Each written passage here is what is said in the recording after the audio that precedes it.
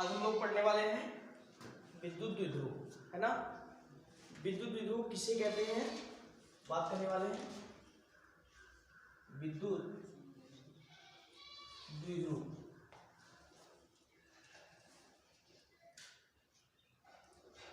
इससे इस चैप्टर के जितने और टॉपिक्स थे मैंने पिछले वाले वीडियो में पढ़ा है, ठीक है।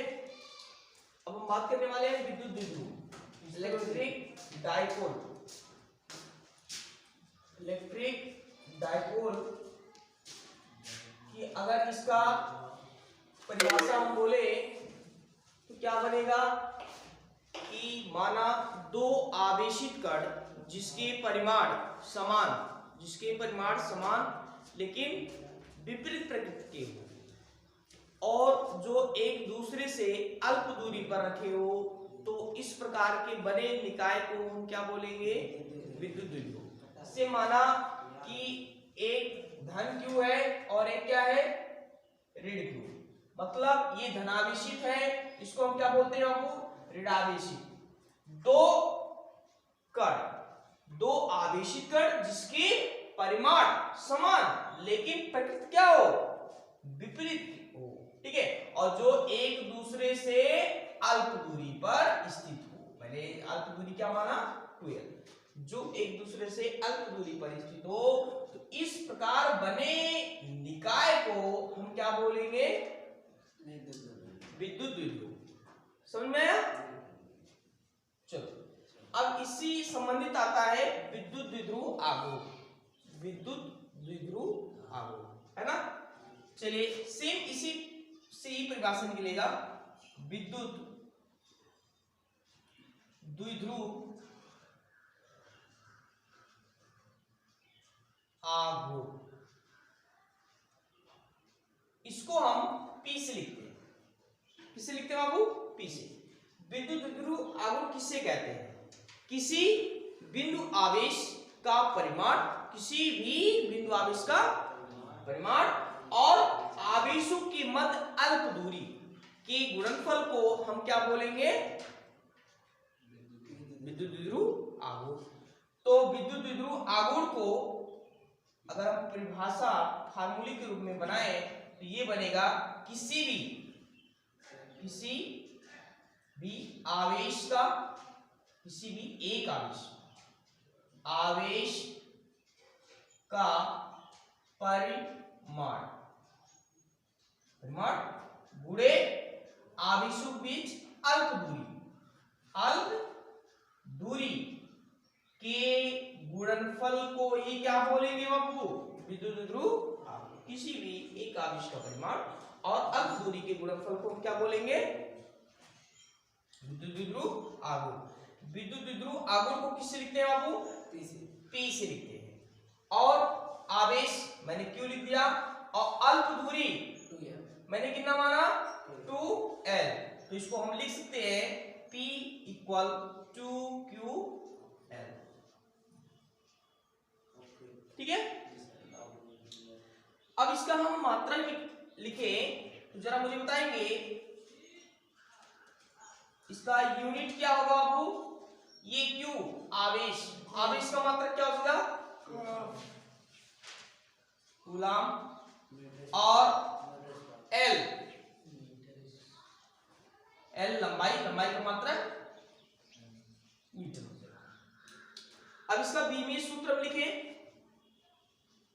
बीमीय सूत्र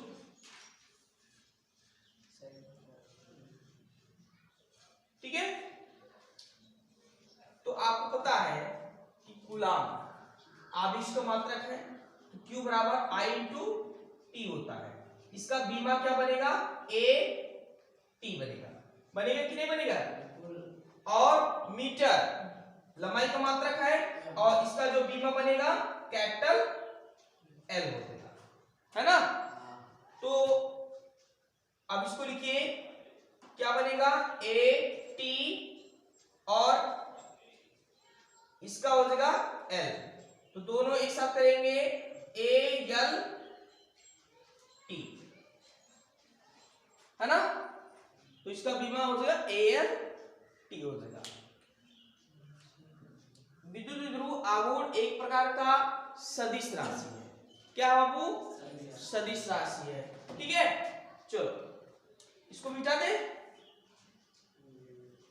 अब हम लोग विद्युत द्विध्रुव के कारण अच्छी स्थिति में किसी भी बिंदु पर हम वैद्युत क्षेत्र की तीव्रता निकालेंगे, है ना। सिर्फ पहले हम बात करने वाले हैं अच्छी रेखा किससे कहते हैं? अच्छी रेखा, अच्छी रेखा किससे कहते हैं, जरा मुझे बताएंगे? अच्छी, हाँ, अच्छी रेखा आवेशों को, ठीक है, किन्हीं दो आवेशों को मिलाने वाले रेखा को ही क्या बोलेंगे? अच्छी रेखा। अर्थात किन्हीं दो आवेशों को मिलाने वाले सरल रेखा को ही क्या बोलेंगे? अच्छी रेखा। बात समझ में आया? अब हम लोग अच्छी स्थिति में किसी बिंदु P पर, जैसे PQ कुछ भी मान ले, और वहां पर हमको तीव्रता निकालना है, ठीक है। और आपको पता है बाबू, विद्युत द्विध्रुव के कारण, विद्युत द्विध्रुव के कारण उत्पन्न वैद्युत तीव्रता, उत्पन्न वैद्युत क्षेत्र की तीव्रता, जरा मुझे बताएंगे? इससे संबंधित दो क्वेश्चन आपके आते हैं, ठीक है ना। पहला,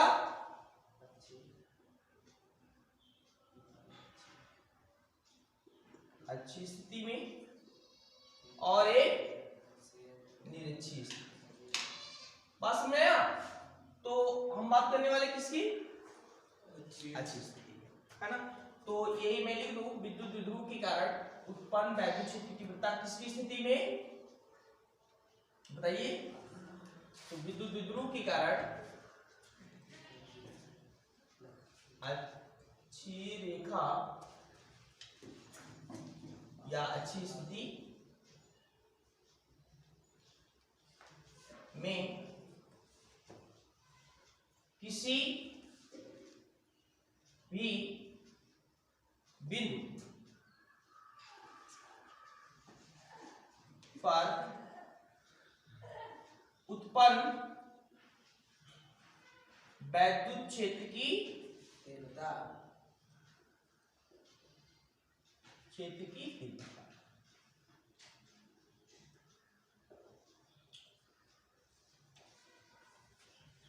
तो हमने आपको बताया अच्छी रेखा किसे कहते हैं। अब उस स्थिति पर, उस स्थिति में हमको किसी भी बिंदु पर वैद्युत क्षेत्र की तीव्रता की गणना करनी है, ठीक है। तो सबसे पहले हम क्या बनाएंगे बाबू? विद्युत द्विध्रुव। क्या बनाएंगे? विद्युत द्विध्रुव। तो दो आवेशित मैंने कर लिया, एक -q और एक +q, जिनको मैंने अल्प दूरी पर रखा। ये अल्प दूरी मैंने 2l ले लिया। कितना लिया? 2l। तो इस प्रकार बने निकाय को हम क्या बोलेंगे? विद्युत द्विध्रुव। अब देखिएगा, ये दोनों अच्छी स्थिति में है, और इसी अच्छी रेखा पर एक बिंदु कौन है? P है ना। और यहीं पर हमको क्या निकालना है? वैद्युत क्षेत्र की तीव्रता, है ना। अब जरा मुझे बताएंगे, इस पर अगर हम लंब डाल दें, इसको दो भागों में डिवाइड कर दें, तो ये दूरी कितना बनेगा, जरा मुझे बताएंगे? L बनेगा। और यहां से यहां तक की दूरी L होगा, है ना। चलो, क्योंकि यहां से यहां तक की दूरी 2l है, इसकी मध्य से यहां तक की मैंने दूरी, यहां जहां पर हमको तीव्रता निकालना होगा, उस दूरी को मैंने स्मॉल r। अब प्रदीप बाबू बताएंगे जरा कि धन आवेशी से दूरी यहां से होगा, धन आवेशी जो कण है, तो यहां से यहां तक की जो दूरी बनेगा जरा मुझे बताइए कितना बनेगा। r - तो ये टोटल दूरी r है और ये इतनी दूरी l है, लेकिन हमको इतना निकालना है, तो पूरे में से इतना घटाएंगे तभी तो निकलेगा, है ना। चलो, तो ये हो जाएगा r माइनस l हो जाएगा। गुड। अब ये ऋणाभिषिक्त कण के कारण दूरी यहां से यहां तक का हमको दूरी निकालना है। इतना दूरी हमको पता है r और इतना दूरी l, तो r प्लस l हो जाएगा, बस, है ना। तो आपको पता है किसी भी बिंदु आवेशित कण के कारण उत्पन्न वैद्युत क्षेत्र की तीव्रता 1/4 pi epsilon not q by r square.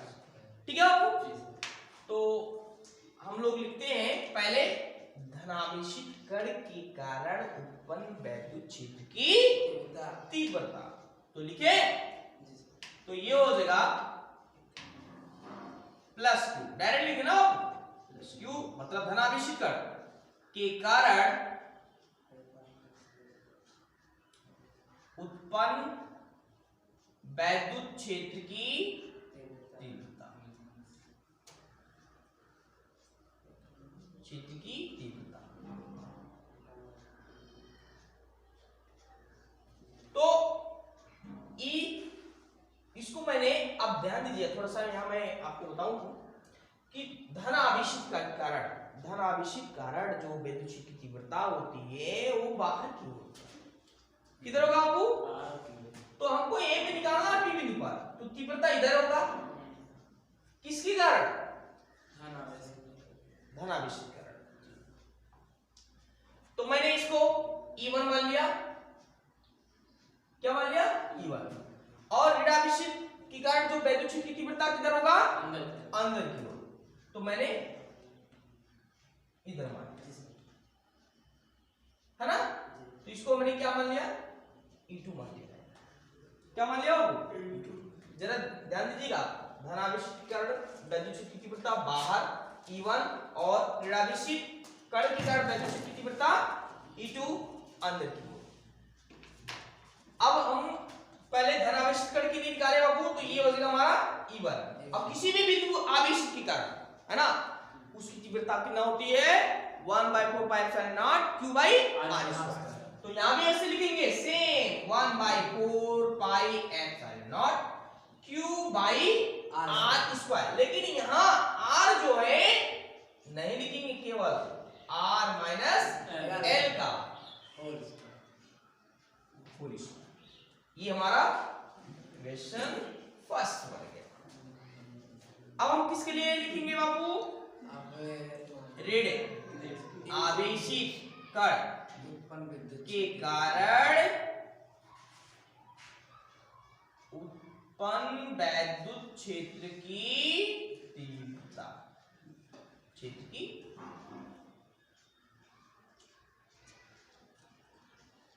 है ना। तो इसको हमने क्या माना है? E2। तो ये हो जाएगा 1/4 pi epsilon not q by, ये दूरी बताओ जरा, इसको यहां तक की r प्लस l का होल स्क्वायर हो गया ना। चलो, अब हम इसी बिंदु P पर परिणामी तीव्रता निकालेंगे। क्या निकालेंगे बाबू? परिणामी तीव्रता निकालेंगे। और परिणामी तीव्रता निकालने के लिए दोनों का अंतर होगा, है ना। चलो, तो बिंदु P पर, बिंदु P पर परिणामी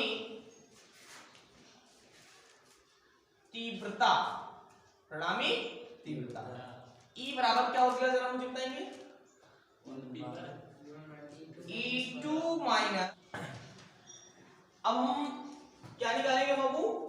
बिंदु P पर परिणामी तीव्रता। अब जरा मुझे बताएंगे, जो E1 है, E1, ठीक है, वो E2 से बड़ा है, तो यहां हम लिख दें कि E1 is greater than E2, है ना। तो ये हो जाएगा परिणामी तीव्रता, परिणामी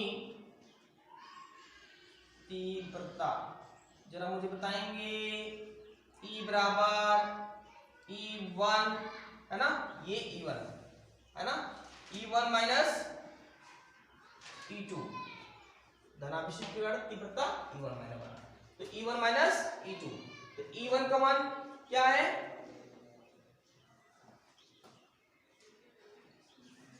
1/4 pi epsilon not Q by R minus L का होल स्क्वायर।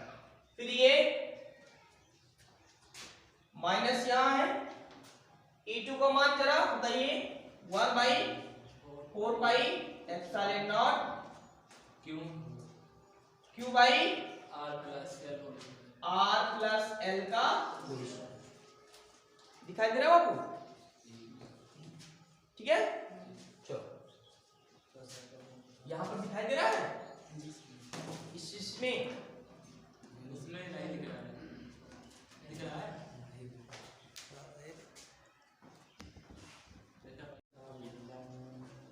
चलिए अब इसको हम क्या करते हैं बाबू, सॉल्व करते हैं, है ना। तो ये हो जाएगा, ये 1/4 पाई एप्सिलॉन नॉट, देखो यहाँ 1/4 पाई एप्सिलॉन नॉट और Q, यहाँ भी Q है, तो उसको हम क्या कर लेंगे, कॉमन ले लेते हैं, है ना। तो ये हो जाएगा ब्रैकेट में 1/R माइनस L का होल स्क्वायर और माइनस कितना 1/R प्लस L का होल स्क्वायर, है ना जी। तो इसको हम लिखे Q/4 पाई एप्सिलॉन नॉट, इसको हल करेंगे तो R प्लस L का whole square minus R minus L का होल स्क्वायर, ये क्या बनेगा, देखिएगा ये R minus L R plus L, तो ये बनेगा R का स्क्वायर माइनस L का स्क्वायर, और इसमें क्या बना है, होल स्क्वायर, ठीक है। तो ये लिखेंगे और उसकी बात सॉल्व करेंगे Q/4 पाई एप्सिलॉन नॉट, इसको सॉल्व करें, R का स्क्वायर प्लस L का स्क्वायर प्लस 2RL हो जाएगा, और ये माइनस, इसको ब्रैकेट में ही लिखेंगे बाबू। चलो ये हो जाएगा R का स्क्वायर प्लस L का स्क्वायर, ये माइनस का फार्मूला ना, माइनस 2RL हो जाएगा, और नीचे ये क्या है, R square minus L square का होल स्क्वायर। अब जरा यहाँ एक चीज और लिखना है आपको, क्योंकि ये जो L है वो बहुत छोटा दूरी है ना, मतलब छोटे रास्ते है, इसलिए इसको नग मान करके छोड़ने पर, तो ये हो जाएगा L को मानकर छोड़ने पर, और जैसे इसको छोड़ेंगे तो ये क्या बनेगा, R का स्क्वायर का होल स्क्वायर, ये तो 0 हो जाएगा ना, इसको छोड़ देंगे, तो ये हो जाएगा Q/4 पाई एप्सिलॉन नॉट, और ये R square plus L square plus 2RL minus, ये अंदर जाएगा प्लस को माइनस L का square minus minus plus 2RL, ये R की पावर 4 बनेगा, देखो कहीं कट रहा है, कहाँ है, इससे कट गया, ये इससे कट गया, तो ये 2RL और 2RL कितना हो जाएगा, 4RL हो जाएगा, है ना। तो इसको यहां मिटा दे,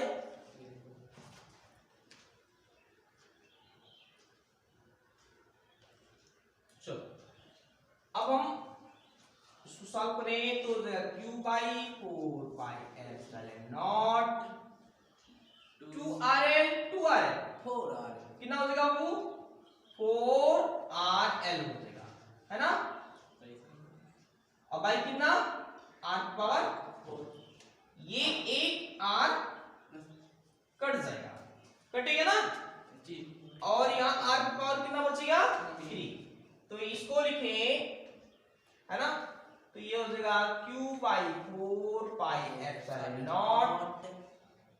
कितना हो जाएगा 4l बाई कितना r की पावर q।